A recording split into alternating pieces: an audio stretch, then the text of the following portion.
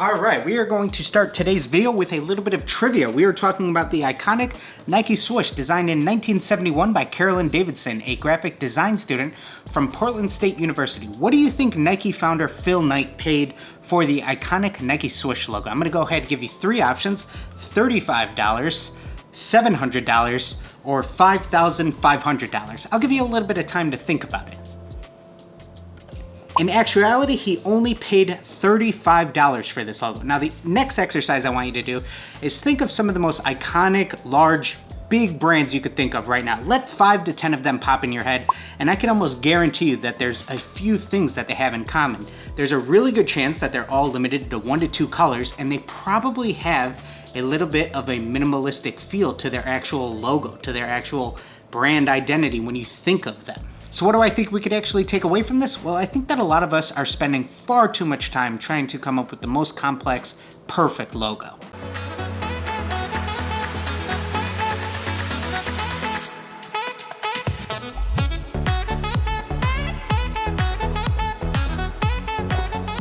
Hey, what's going on, guys? Dillon DeJesus here. Welcome back to another branding video. This is part 2 of a 2-part video series. A couple weeks back, we talked all about physical branding, such as things like packaging, but today we are going to be talking all about digital branding. And initially, when we were getting a feel for some of the topics people were really interested in learning about more when it comes to digital branding, the number one thing that kept coming up over and over was how to come up with the perfect logo and a business name. And I think that nowadays coming up with a logo is thankfully easier than ever before, thanks to some really cool services like Fiverr, or you may potentially even know a friend who's a graphic designer. And similar to any other craft, there's going to be people who are really good at their job, and unless you have a background in graphic design or it's something you're passionate about, I think that it could be a pretty smart move to hand this off to somebody else. So now when it comes to actually working with a graphic design artist, I think that there's just a couple things that you want to have in mind. First off, I think you really want the logo to be something that represents you. Something personable to you that's going to represent you and your brand. And then secondly, I think that your logo should be pretty simple and easily recognizable. I think far too often we'll see logos that look like they were designed to be t-shirt graphics rather than just a simple business logo. For example, I actually had my buddy Ryan design our logo, and I went to him with 3 things in mind. I said I wanted the logo to feature a pair of shoes, paintbrushes, and the Chicago skyline, and this is what he came up with. Now, we went through quite a few iterations, but all of these 3 elements were things that were really personable to me, and I think really help represent the brand of DeJesus Custom Footwear. Now, coming up with the business name. Again, something I don't think you need to overly complicate. All I did was take my last name, throw Custom Footwear on there. Might be a little bit of a trope at this point to just take your name and add customs at the end if you're a sneaker customizer, but I think you want it to be something that's really personable to you and easily searchable on all the various social medias and people just trying to find you on the internet. Now that you've begun to develop your brand identity through things like your logo and your name, you're ready to move on to some of the other steps that are part of digital branding. And what really comes to mind there is starting to build out content that is really going to represent you and your brand. And what you really want to do is take advantage of all the social channels that are out there and look at these as an opportunity to show your true authentic self. One thing that I heard before that really clicked with me is that it's hard to build a brand without a face behind it. So if you're willing to open up and show people a little bit more behind the scenes, a little bit more about you, that's all of a sudden going to make you a whole lot more relatable. And I think as customizers, believe me, when I started out for the first many years, I never showed my face. It was all about the artwork. But things really opened up for me once I started to open up and show a little bit more across all of the various social medias out there.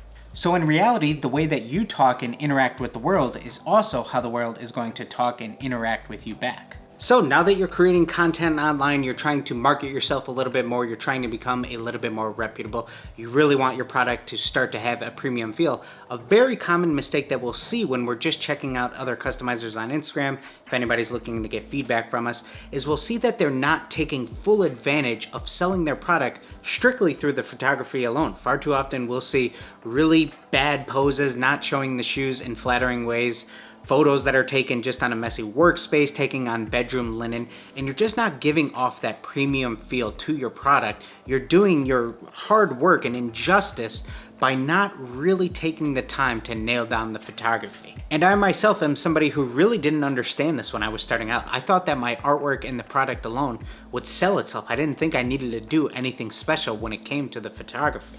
But after many years of making the same mistakes and then finally realizing that if I want to have a premium product and sell it for premium pricing, I'm gonna need to create some premium photography. So what we did was create this free PDF guide for you to follow that's gonna have some of our favorite custom sneaker poses, a bunch of shooting locations that are gonna work for almost any theme, some of the basics of photo editing, and there's a ton of other great content inside that I know is gonna go a long way in laying the foundation for you to start getting better at your photography. So if you start to take a look at some of your favorite bigger brands, you're potentially looking for some inspiration, we take a look at a page like Kith or even Gucci, you'll notice that as you start to scroll through their feed, there's definitely a little bit of a style or a theme going on. And this style is something that is achieved through the editing of their photos. And we know that the editing process can be a little bit overwhelming when you're just beginning, so what we've done is create an entire pack of some of our favorite presets or LUTs, and what these are gonna do is they're gonna go a really long way in helping you start to develop a really cohesive style or theme to your page. We really encourage everybody to download our free PDF guide. Give it a shot. It's something that we put a ton of time and effort into, and we know it is going to provide a ton of value to you guys. If you really took away something from it and you really enjoy it, we do have an extended version available. This is going to be a paid version, which is going to include things like studio photography, additional poses with people, iPhone versus DSLR photography, more editing tips, and there's just going to be a bunch of bonus content in there, along with all of the presets. Those are going to be included in the paid version, but again, just get started with that free guide. I promise you, there is going to be an insane amount of value in there, and if you really take away something from it, if you really feel like I learned something from this and now I want even more, then you can go ahead and take a look at the paid version. But the amount of value that we placed in this free version for you guys is absolutely insane. I promise you're going to take away a lot from it. And the last thing that we want to talk to you guys about, but probably the most important thing when it comes to building a digital presence online, is staying true to yourself. And so what I mean by this is really all of the products, all of the artwork, everything that you put out into the world, you really want to be a representation of you and your brand, and you want it to be something that you really take pride in. So what I really encourage you to do for any artist watching, take a look at your 5 to 10 most recent posts or your most recent projects. Are these things that you're truly proud of, or are these things that you maybe did for, maybe I had to do something for likes, or maybe I did it just to generate hype or buzz or something like that, but are these things that really represent you? And although sometimes it may have a payoff in the short term, are these things that are really going to be helping you in the long run? And always consider these different factors. Staying true to yourself also applies to the relationships you make and the partnerships you're willing to take on. For example, here on YouTube, we've had a lot of offers for sponsored videos, but they would be for things that simply don't align with any of our videos, and the content would be totally out of place, and everybody would take notice, oh, that was clearly just a sponsored segment, that doesn't make any sense, it doesn't match the rest of their content, and people would quickly be able to tell that they simply took this on just to make a quick buck. So we just really want to encourage you guys to stay true to yourself, all of the people you align yourself with, and your brand's vision. Thank you guys so much for watching. Go ahead and give this video a like if you haven't already, and we'll see you guys in that next video.